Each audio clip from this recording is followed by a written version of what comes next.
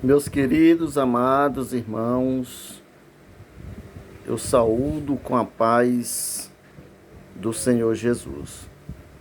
Estou aqui com a palavra de Deus, a Bíblia Sagrada aberta, no Evangelho de Mateus, capítulo 1, no versículo de número 18 em diante, fala acerca do nascimento de Jesus, que diz assim: ora, o nascimento de Jesus Cristo foi assim. Estando Maria, sua mãe, desposada com José, antes de se ajuntarem, achou-se ter concebido do Espírito Santo. Então José, seu marido, como era justo e a não queria infamar, intentou deixá-la secretamente.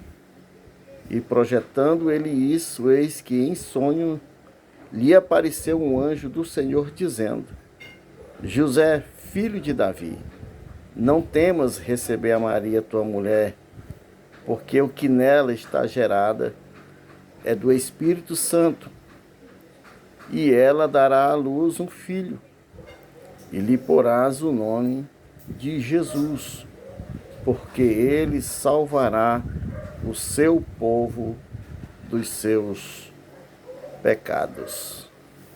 Eu queria parafrasear no finalzinho desse Evangelho de Mateus, aqui no Mateus capítulo 27, onde fala sobre a crucificação, tá?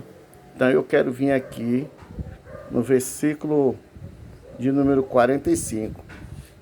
E desde a hora sexta houve trevas sobre toda a terra até a hora nona. E perto da hora nona exclamou Jesus em alta voz, dizendo: Eli, Eli, lema sabactani, isto é, Deus, por que me desamparaste? E alguns dos que ali estavam ouvindo isso, dizia: Este clama por Elias. E logo um deles, correndo, tomou uma esponja e embebedeu-a em vinagre e, pondo-a numa cana, dava-lhe de beber. Os outros, porém, diziam: Deixa, vejamos se Elias vem livrá-lo. Jesus, clamando outra vez, com grande voz, entregou o Espírito. Aqui, esses dois textos que nós acabamos de ler,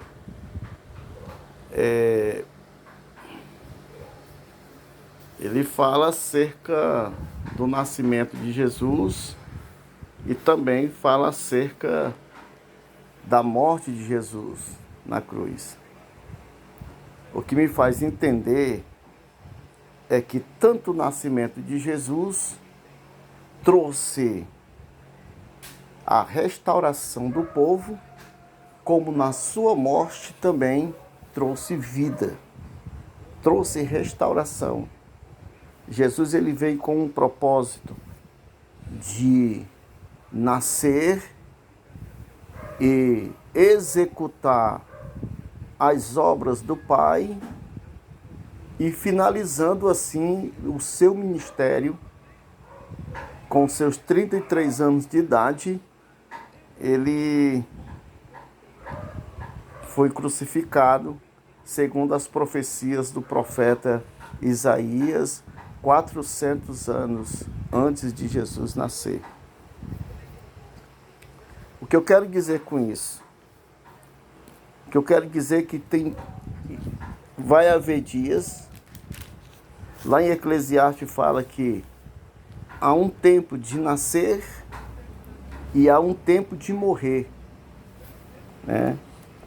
Quando Eclesiastes fala nesse período. Então houve o período de Jesus nascer e houve o período também de Jesus morrer. E eu quero dizer para todos vocês Bom, tá aqui, eu encontrei. Diz assim: há para todas as coisas um tempo determinado por Deus, né? Tudo tem o seu tempo determinado. Há tempo para todo propósito debaixo do céu. Aí o verso 2 diz: há tempo de nascer e tempo de morrer. Tempo de plantar, tempo de arrancar o que se plantou. E por aí vai. Esse texto aqui fala sobre tudo que há um tempo na vida da gente. Quero aproveitar essa oportunidade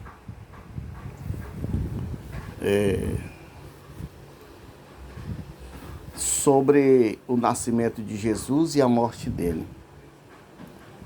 Jesus, ele veio para salvar toda a humanidade, com uma exceção, aqueles que servem verdadeiramente ele. Quando eu olho para o texto de João, capítulo 12, João, aqui tem o capítulo 11, capítulo 12, mas eu quero o capítulo 12.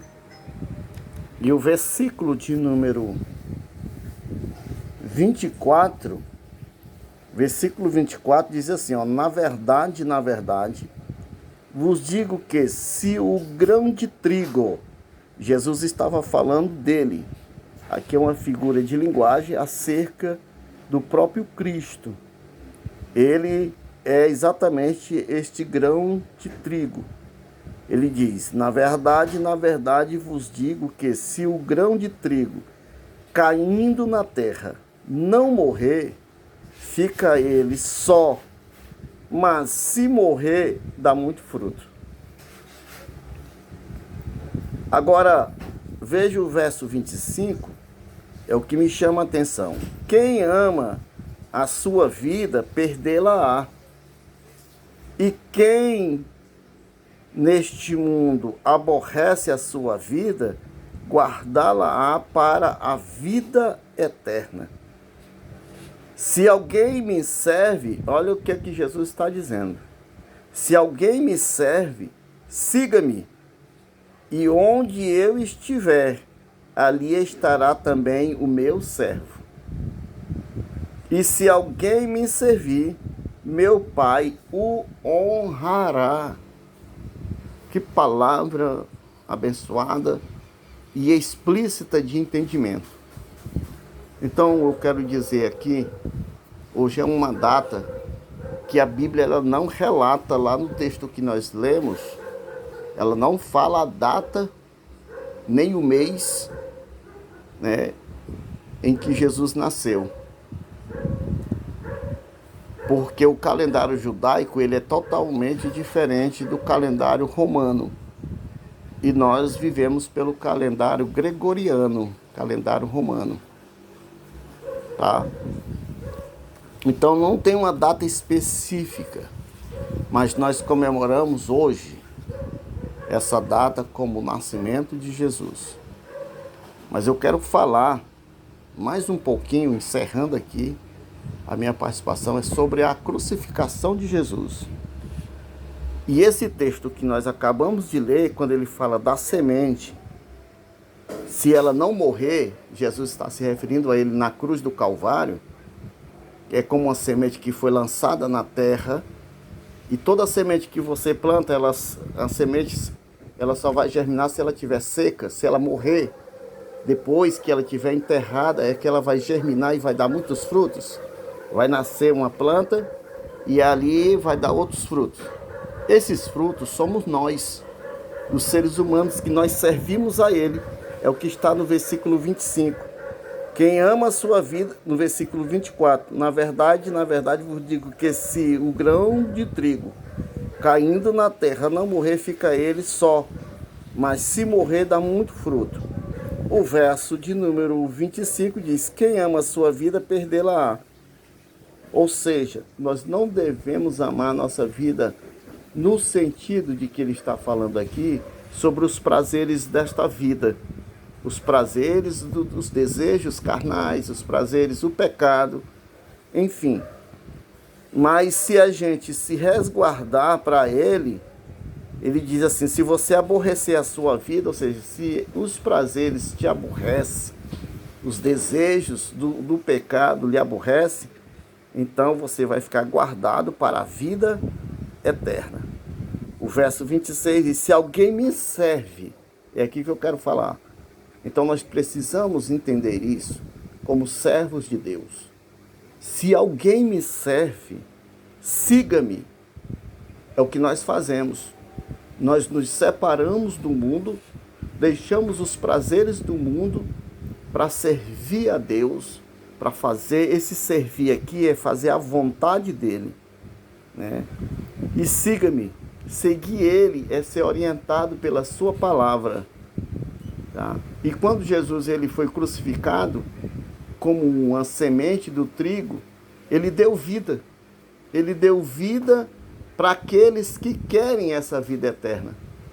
Então, o que eu quero falar aqui é o nascimento de Jesus, nós comemoramos hoje. Pela sua vida que veio ao mundo com um propósito. Mas a morte dele é mais importante por ele ter vencido o mundo, os prazeres do mundo, e ter voltado ao Pai, ter ressuscitado e nos dando a garantia da salvação de vida eterna. Então, eu quero dizer para todos, diante desta palavra, que Deus abençoe. Eu espero que vocês tenham entendido, compreendido, e que Deus abençoe a vida de cada um de vocês. A proposta de Deus para o ser humano aqui na Terra é a salvação. Nós não estamos aqui para viver eternamente. Somos peregrinos neste mundo. Ou mais cedo ou mais tarde nós iremos, no apagar das luzes, sair deste mundo e nós teremos um encontro real, puro com o Senhor, tá? Então, eu quero desejar a toda a minha família, aos meus irmãos, os que moram longe, os que moram perto, que vida nova é ter uma vida com Cristo. Essa é a vida nova, passagem da vida velha para uma vida nova. Paulo escrevendo, para encerrar, aos Coríntios, no seu capítulo de número... Primeira carta de Paulo aos Coríntios,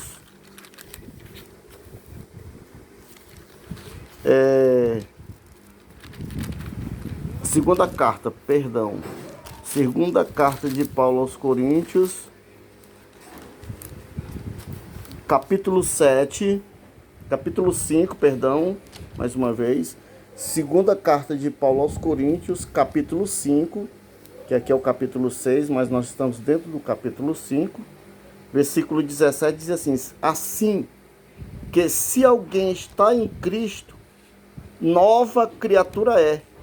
As coisas velhas já passaram, eis que tudo se fez novo. Então, a nossa vida com Cristo é uma vida nova.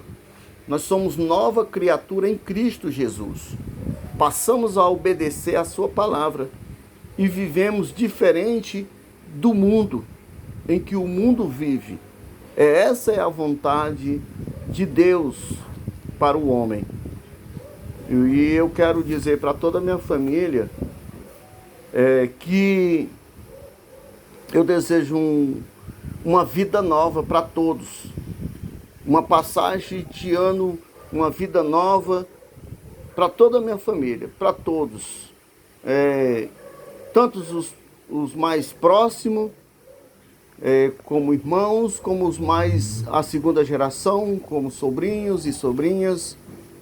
E e até a terceira geração já da nossa família. Que nós possamos viver uma vida, orientar os nossos filhos, os nossos netos, né?